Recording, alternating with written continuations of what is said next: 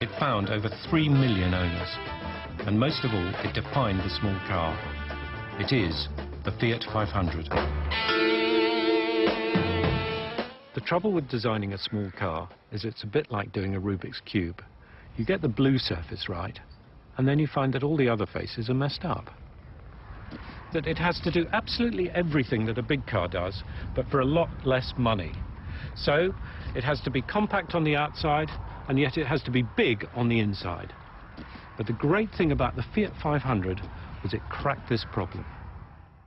The Fiat 500 was born out of necessity. Post-war Italy of the 1950s was a country that needed to get on the move.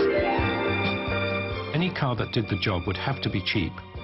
And Italian families were large, so it would have to fit all the bambinos in. Yet the 500's designer, the brilliant Dante Giacosa, decided that even though his car was built for pennies, its owners shouldn't have to suffer for the pleasure.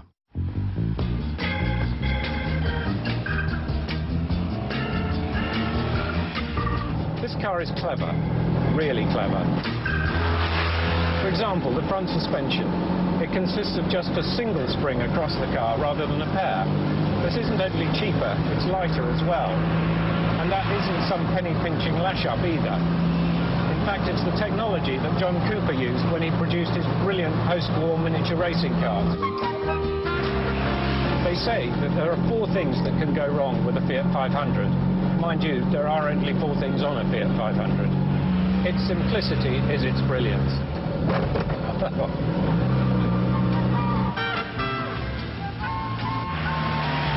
There's ingenious design all over this car. Take this canvas sunroof, for example.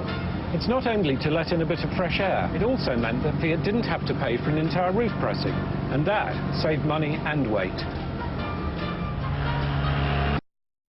The interior light, built into the rear-view mirror to save space. Neat, simple, and an idea copied and used in the 1990 Lotus Elan. In fact, the packaging is genius. The 500 has one of the greatest interior to exterior proportions of any car. Remember, the 500 predated that other so-called miracle of packaging, the Mini, by 2 years. Like the Fiat, there are other cars that mobilized nations. America had the Model T Ford, for example. But that was just a box on wheels. It was big, but unlike the 500, it wasn't clever. But the 500 was a people's car and then some. It was a technical marvel that also had something else: charisma.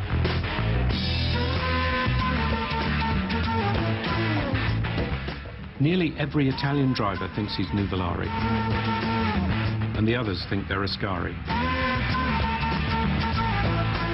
The 500 let them fantasize. It wasn't fast, but it certainly felt it. It was perfect for the twisting roads and cramped city streets of Italy. And it was stylish too.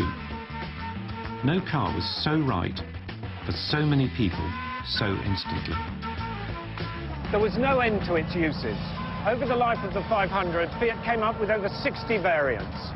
You could have a sports car, you could have a convertible, a beach buggy, a commercial vehicle, or even an estate. And if the original 15 brake horsepower was a bit leisurely, you could have more power too.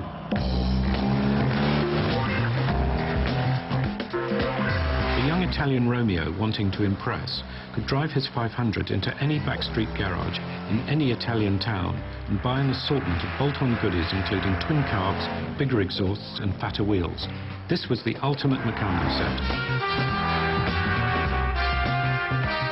Such is the 500's intoxicating personality that even today it pulls in a diverse fan club. Gordon Murray, the designer of the McLaren F1, drives one to work. Tina Turner's got one. So has Michael Schumacher. And Peter Stringfellow. But that's not the car's fault. The 500 isn't awesome or mind-blowing. It's actually much more important than that.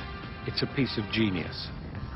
Every day, millions of people use small, clever cars. But this is the car that set the pace. This is the finest piece of intelligent car design ever. This is the car that showed how it should be done. That's why the Fiat 500 is the greatest car in the world. If you want to vote for the Fiat 500 as the greatest car, it's very simple. Simply dial 0900 199 00, and then the last two numbers are 08, and it works like that for all of the cars. So if you want to vote for the McLaren F1, say, Ron, it's that number with 01 at the end. You can vote for any of them at any time, so maybe the Land Rover. Fine car. 06 as the last two numbers. If you want details of any of the cars and their numbers, they can all be found on our website. Calls should cost no more than 10p. So, get voting now.